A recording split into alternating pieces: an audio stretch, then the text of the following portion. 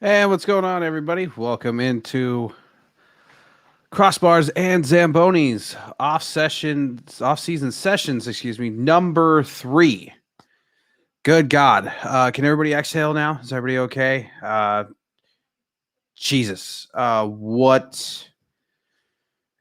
God, I go away for a couple of days and it's like the whole NHL world gets like thrown on its ears and everything. I mean, a week's worth of stuff happens in like 2 days. The NHL world has gone completely insane ahead of this draft. I mean, obviously, we knew coming into the weekend that it was going to be pretty huge. I mean, we had the roster freeze yesterday on Saturday, and then all the protection lists had to be submitted yesterday, and they were revealed today. And trades happened. I mean, the hockey world got set on fire, essentially. That's what happened. Welcome in, though. We are presented live by the Spotlight Sports Network. Make sure you comment, like, subscribe. We're live on YouTube, Periscope, Twitch TV, as well as Facebook Live. Thank you guys all for tuning in here for the off-season sessions. Again, this is the third installation of that. My name is Jeremy Case. I am your host here. It's going to be a lot to cover. I'm going to try to keep it to an hour, under an hour, but God, it's going to be insane. It's going to be crazy. I don't know what's all going on here, but we'll get the best through it. Do the best to get through it. Excuse me. So let's kind of begin here as we go down the line here. Obviously, first things first, all the protected and available players for the 2021 expansion draft have been released. I am not going to go through all of that tonight because, good God, that is the biggest laundry list of players and everything else. If you want to see it, you can see any hockey site, NHL.com. Good Facebook page I follow is Complete Hockey News. Those guys are good over there, so you can go there and find all of that information over there. I'll redirect you, as not a lot of people like to do. Everybody just thinks around this time they can stay on top of it. They can whatever, they can be on top of it. They can stay with it. And the truth is, man, it's nuts. Not only is this year's gonna be crazy for hockey, not just in the only fact that the expansion drafts come in, then you got the actual NHL draft after that, then you got free agency after that, and dude, it's just going to be a complete shit show for the next month and a half. And oh, by the way, season starts October 15th, like 20th, somewhere around there. So a lot to go on in a very, very short amount of time. Very short amount of time. So with that being said, let's get into it here. I guess the hot news for the expansion draft coming off is that Pierre LeBrun tweeted out that Carey Price was waived his no move clause for the purpose of exposure in the expansion draft, so that the Canadiens could protect, Jake Allen, which was highly sought after and highly thought to be the Kraken's number one goalie option to take. Everybody's going crazy on this. Let me tell you guys something. I'm not going to rule out completely that the Kraken are going to take Carey Price, but I highly don't think it's going to happen. There's too much money.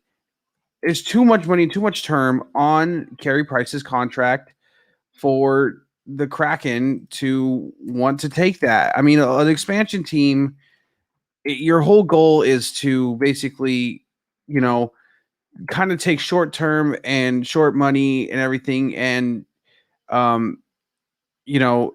mean, he has 5 years left on his contract, and he's averaging 6.5 per. So, I mean, that's a lot, man. Six, what was that, $21 million? No, I'm sorry. Yeah, no, $11 million. I don't know. somewhere around there, $6.5 million, another 5 years. That's a lot of money, man. That's a lot of money to start out with your goalie on. I mean, I get it. Carey Price is a solid option for goaltender, but if you can get a better goalie through trade and that's a little younger, a little bit better, then why wouldn't you do that? Honestly, I mean, Carey Price had a good playoff run with the Canadiens, but his last 3 years have not been that great, honestly, guys. Like, his save percentages over the last 3 seasons, 901, 909, 918. Okay? Not great. Not great. Anything mid nines and up is amazing. Okay, this guy's been okay. He's been all right. He hasn't been the greatest. And out of those last 3 years, he finished 7th in the Vezina in 2018, 2019. So not really game changer years. And I wouldn't really necessarily start my franchise with him if I would. It's a lot of money, man. And the guy, he's 33 years old. He's about to be 34. I mean, in goalie terms, it's getting up there. It's getting up there. Next 5 years, so by the time he's going to be up on that contract, it's going to be what? He's going to be 40? Close to that? Is that really what you want to bank your franchise on? I don't know. I don't think it's a good idea, quite honestly. I don't think Carey Price is going anywhere. I think they did that more to protect Jake Allen than anything else. A whole bunch of trades went down, but I guess the biggest one that kind of went down was this 3-way trade here. I believe was with the Nashville Predators, Philadelphia Flyers, and the Vegas Golden Knights. So Philadelphia gets defenseman Ryan Ellis, which is absolutely crazy. I have a strong feeling that Nashville probably thought that Seattle was going to take him. And because of that, a lot of these moves, a lot of these trades you guys are seeing made are specifically so that they can get something in return for a player that they're pretty sure that they're going to lose. So I'm pretty sure that Nashville somehow thought that they were going to lose Ryan Ellis, and so they moved him. It's not a surprise to me that nothing is a surprise around an expansion draft. They learned against Vegas. Everybody learned back 3 years ago when Vegas drafted their team. They got burned hard. And now they're learning from it, and it's showing itself pretty prominently. So, the Predators move the Ryan Ellis to the Philadelphia Flyers. They get Philippe Myers and Cody Glass from Vegas. Cody Glass, pretty good, pretty solid guy. Vegas hasn't been too happy with his development. I have personally seen him play. I watched him play in Portland. He played for the Winterhawks. I watched his last year before he got drafted by Vegas. So maybe fresh start somewhere else can turn him into a better forward. I don't know. Then again, it seems like Nashville's falling apart at the seams, and they're losing the team that they once had. And I don't know. It seems like Pekka Rinne retired. You're pretty much handcuffed with Matt Duchene, and Ryan Ellis just left. Who knows if anybody else continues to stick around, if they're even going to have half of what they had 2-3 years ago. And then Vegas ends up getting forward Nolan Patrick. So that was like the biggest trade over the weekend. It's not. Vegas gets Patrick. They're going to be in the hunt for some pieces to add because, while they don't have to give up a pick, they don't necessarily see any of the expansion money that's being distributed to the other teams either. So it's kind of a double-edged sword for Vegas right now. They're probably going to be making a ton of moves in free agency to try and better their team into something better than it was last year. I mean, I would honestly look towards goaltender if I were them, but um, it's kind of concerning when they don't roll out Marc-Andre Fleury in an elimination game when it mattered the most. That would be the biggest thing I would want to address in the offseason. So, a lot of other deals just got done. I mean, Toronto acquired Jared McCann from Pittsburgh in exchange for forward Philippe Hollander and a 7th-round pick. Canucks, the Dallas Stars traded Jason Dickinson to the Canucks in exchange for a 2021 3rd-round pick. One of my predictions, Aiden Hill, got traded to San Jose for a 7th-round pick. And Joseph Cornar and a 2022 2nd-round pick. So Aiden Hill is probably not going to be drafted like I had predicted. There goes my prediction to shit, and shows you how much of, I guess, a wizard I am. This is why I don't like to do this stuff, because stuff like this, you just never know what's going to happen. Toronto re-signed goaltender Joseph Woll to a 1-year, 2-way contract for $750,000. Good for them. I mean, probably creates more depth. I'd look for better options than that. They got a whole mess to fix. Anaheim's re-signed forward Alexander Volkov to a 1-year, $925,000 contract. Dallas Stars, big extension over the weekend. Stars re-signed Miro Heiskanen to a 8-year, $67.6 million contract to the AAV of $8.45 million. Very deserved for Miro Heiskanen. Guy's been playing like an absolute truck and absolutely running over people. Great offensive defenseman. Well deserved. I mean, 8.45 a year per term and money. He got it signed. More of the Gabriel Landeskog drama continued. I don't think it's much ado about anything, quite honestly. I think both sides are just posturing. There's been picking up talks that, Landeskog, he might get picked up, he might get moved. He's not really happy. Well, of course he's not happy. A lot of players, when they go into arbitrational situations like this, they feel like they're worth more than what they're actually worth. Honestly, if Gabriel Landeskog goes to the free market and tests the free agent market, I don't think he's going to get more than $7 million a year. I don't think he's worth it. I don't think he's that type of a player. I don't understand why everybody's like, Colorado's in deep shit. Landeskog wants out. He doesn't want out. He just wants a longer term. He probably wants, that Mikko Rantanen contract, and honestly, it was well noted around the Avalanche organization over the offseason that players would have to start taking a little bit more team-friendly deals to keep that core in Colorado, to keep it working. I mean, you got Grubauer up too. He's ready to be re-signed. McCarr's getting ready to re-sign next year, and then you got Nathan McKinnon the year after that. I mean,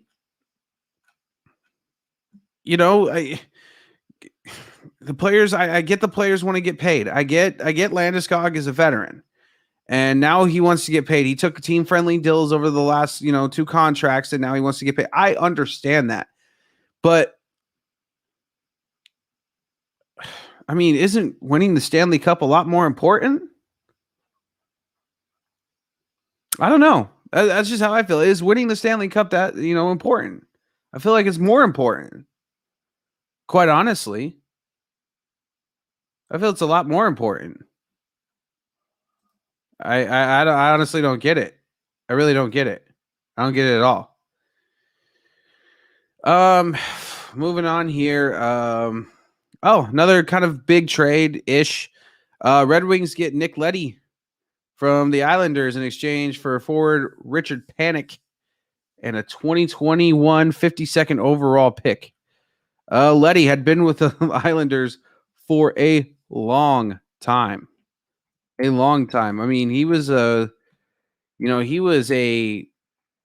solid end of that New York Islanders back end. I mean, he's 30 years old now.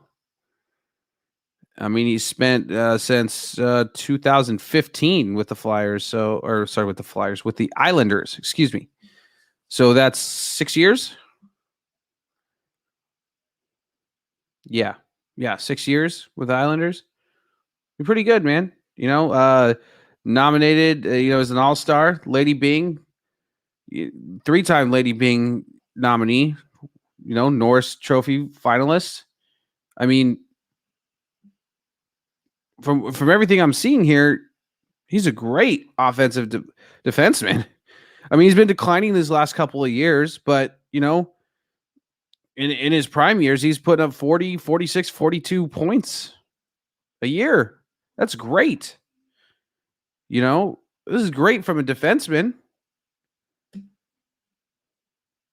Great stuff, great production on those lines. So, I mean, great get for Detroit, bringing some veteran leadership into a young team. That's what Stevie Y's doing. Let's not get it mixed up here, people. Stevie Y's got a plan.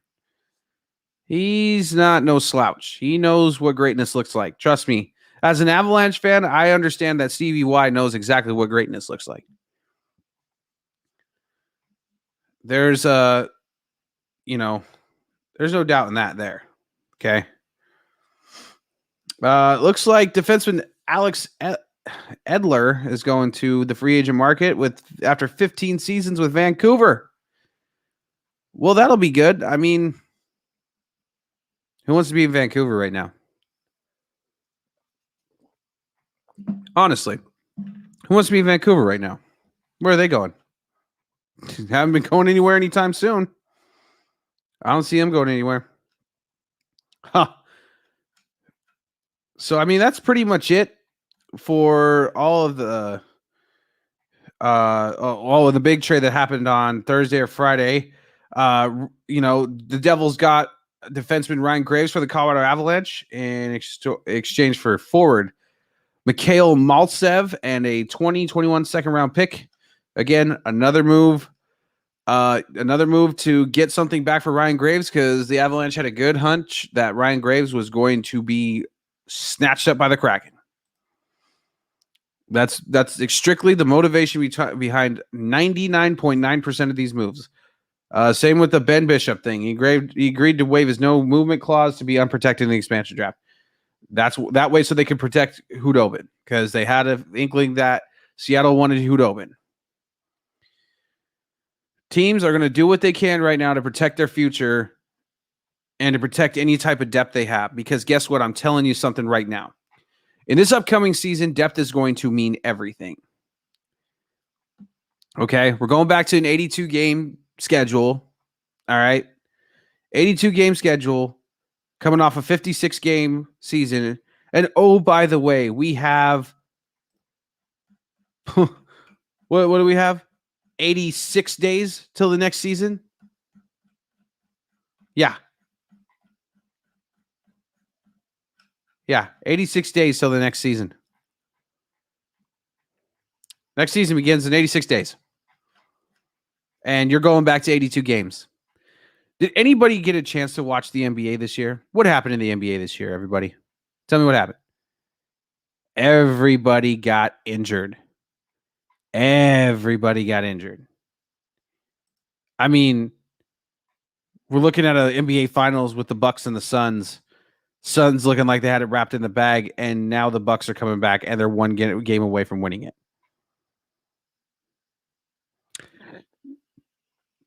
I'm not going to make any predictions for this upcoming season, only except for this. And I'll keep repeating it as we get closer to the season so that there's more and more proof here of what's going on. The team that you think is going to win the Stanley Cup next year is not going to win it. And the team that you don't think is going to win the Stanley Cup is going to win it. Like a young, good Carolina Hurricanes team, big time contender, full of young, hungry guys who will die to play some hockey, who will absolutely throw themselves in front of a puck and a moving train and be hit by it and be glad to do it. They will win the Stanley Cup. Not the Carolina Hurricanes, but young, hungry teams like that. Not some old-filled veteran teams where players already have a hard time staying healthy.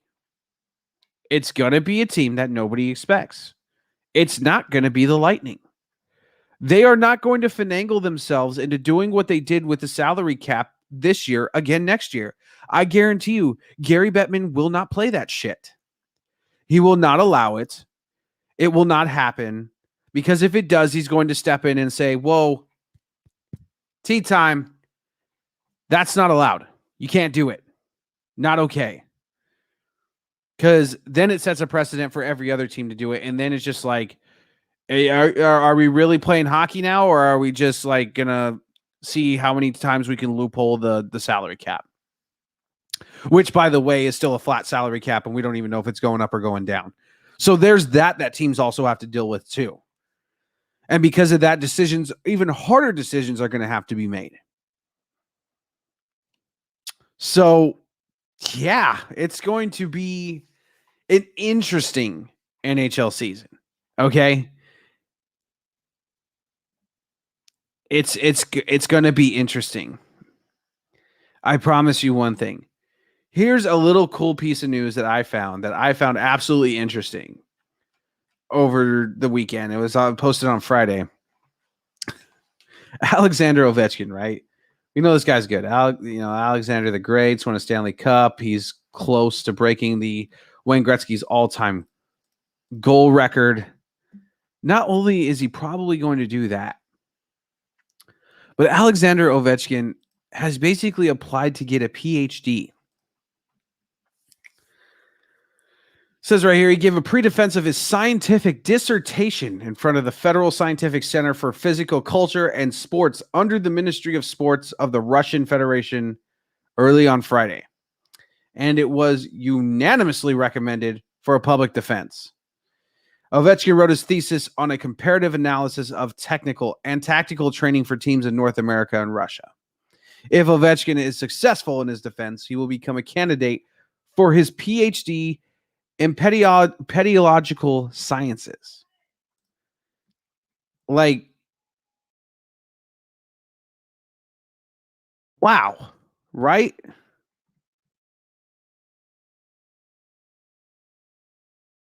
Like, insane. We're gonna have to start calling him Dr. Ovechkin. I looked up I didn't even know what pediological sciences is. I looked it up. It's the study of methods of teaching and gaining a systematic understanding of how the human mind acquires new information. So basically, what we all know now is that hockey is there's a lot of statistics. It's statistically driven. The whole future of all sports is statistically driven now. And now Alexander Ovechkin is going to get a PhD in it and be the leader for statistical analysis in basically the NHL for his team. He's going to be a statistical analyst, and he's going to have a doctorate in it. And now every announcer is going to have to say Dr. Ovechkin. You will have to call him Dr. Ovechkin. If he gets this, you're calling him Dr. Ovechkin. There's just no ifs, ands, or buts to it. I found it absolutely interesting. Kind of some scary news kind of over last week too. I guess Shea Weber, he was playing with fractured, I guess, ribs, and now it's looking like it might be a career-ending injury. Shea Weber's career could be over in the NHL. And that's pretty scary. I mean, we know he took a cross-check and was dealing with some pretty wicked injuries. Man, that would suck if Shea Weber left. I mean, he's pretty much at the height of his career. You know, he may miss the entirety of next season due to lingering knee, ankle, and thumb injuries. As of right now, Montreal is leaning towards leaving him exposed in the expansion draft because of those things. I mean, Montreal hasn't been the only team that we've seen do this either. The St. Louis Blues have left Vladimir Tarasenko exposed as well because, he's kind of just sick of their shit. and the way they handled his shoulder, coming off of 3 shoulder surgeries. But I guess early word out of that is that it's looking good for coming out of 3 shoulder surgeries. So I don't know. It's kind of a changing of a guards here in the NHL as well. Some kind of old guys, barely hanging on, while a bunch of new hot young talent coming in. And I would, and to my point earlier as well, of the whole cap situation and the injuries and all that money stuff, I'm going to tell everybody, because everybody's walking around, saying like, oh, they're good. The Kraken, they could have a $42 million front line if they want to. I'm telling you right now, that is more unlikely to happen than anything else in this expansion draft. Okay. Given the fact of the cap situation, it's flat. They don't know. Nobody knows whether it's going to go up or down. And because of that, Seattle's going to play it safe. There's going to be some pretty big names drafted by Seattle, but they're not going to assemble an all-star team. They're not going to do it. You're going to see a few similar high-profile names in there, of course, because you got to put something on the ice that's going to win. But I'm telling you, look at that Carolina Hurricanes team. Ron Francis constructed that team. Okay, there's a couple of notable names on there. Svechnikov, Sebastian Aho, Dougie Hamilton. There's names on that roster, but there's only a few. Most of the guys that are doing all the dirty work for Carolina, you don't even know who they are, because they're not any high-profile stars of the NHL. They're all young guys who bust their ass, shift in, shift out, and are ready to get down and dirty. So, with that being said, the expansion draft is live Wednesday, July 21st. We are 3 days away from it. We will be having that live stream for you as it's happening right here on the Spotlight Sports Network. You can check out everything here. Be sure to follow us Twitter, Facebook, Instagram for all updates on the Spotlight Sports Network. And make sure you check out a lot of our other shows as well. Okay? We got a whole network of shows here. I'm the hockey guy. Jay in the Bay, I think, is live right now. This is our 49ers correspondent.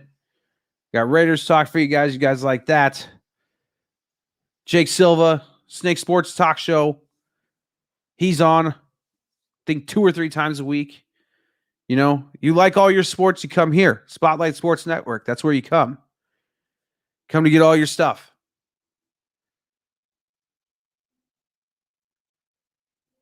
So, with also that being said, I'm going to have a few more videos for you guys as well in the upcoming days of the draft.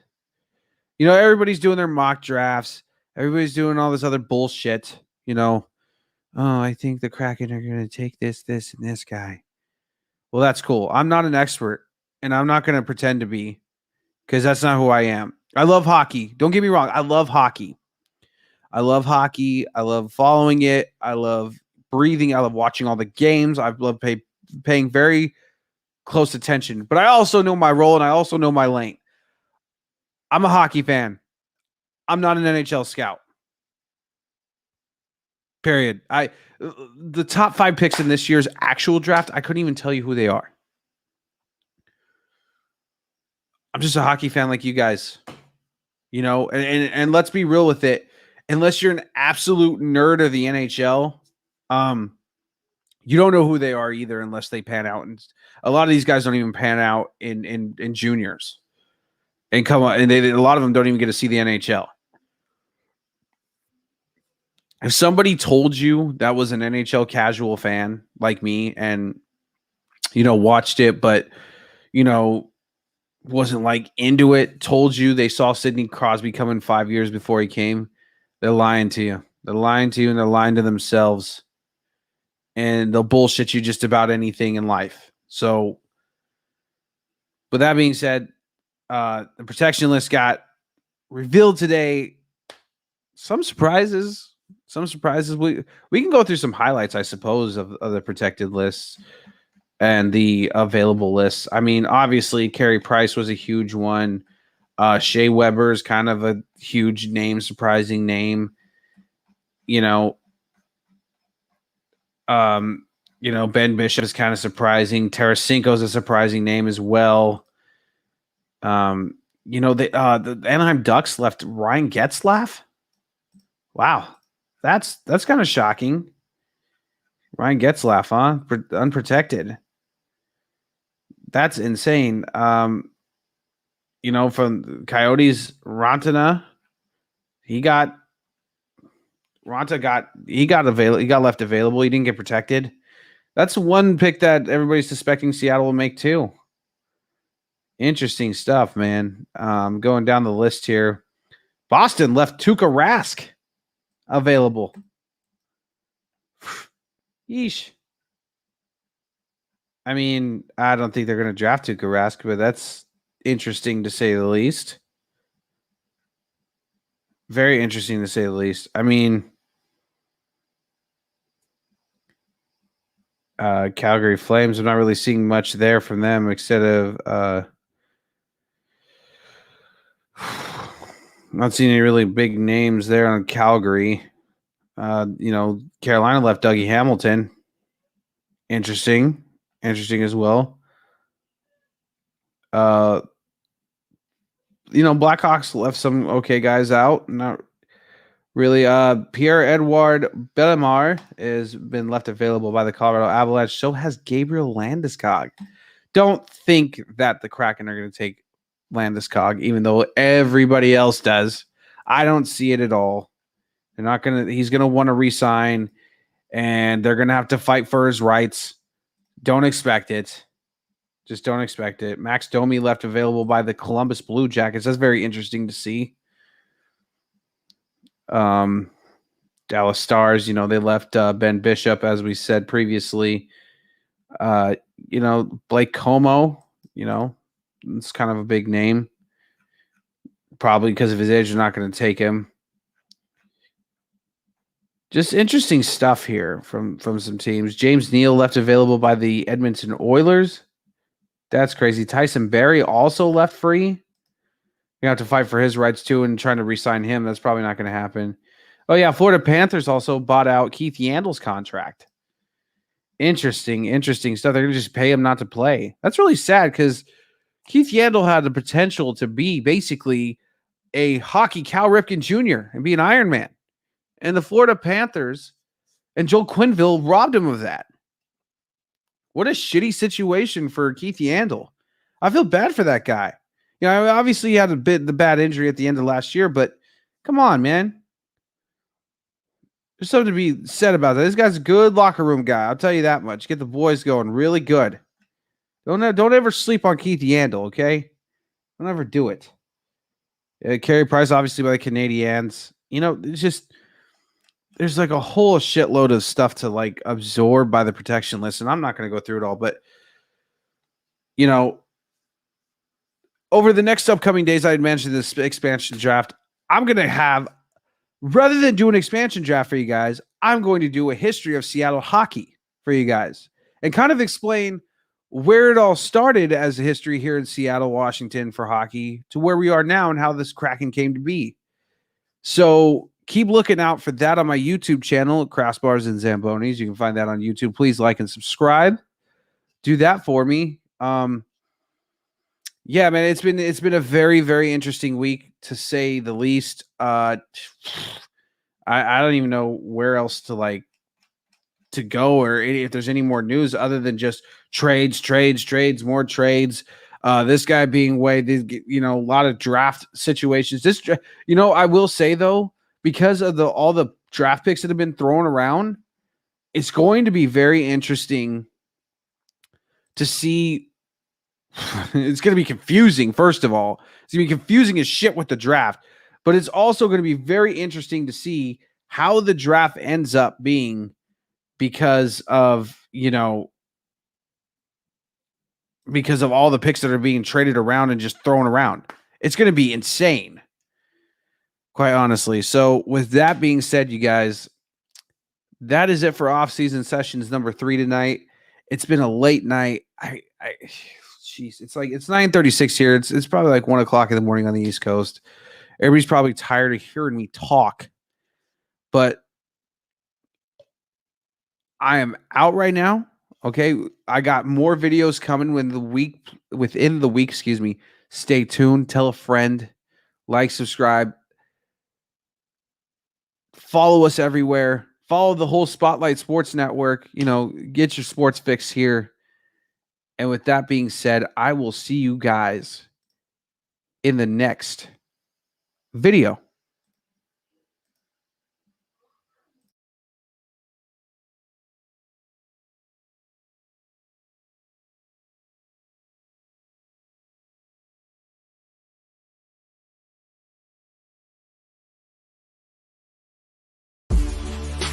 Welcome to the My City, My Game pod show featuring Raider J77, your place for all things Raiders and all things Trailblazers. Brought to you by the Spotlight Sports Network. Make sure you like, subscribe, and hit the bell for notifications.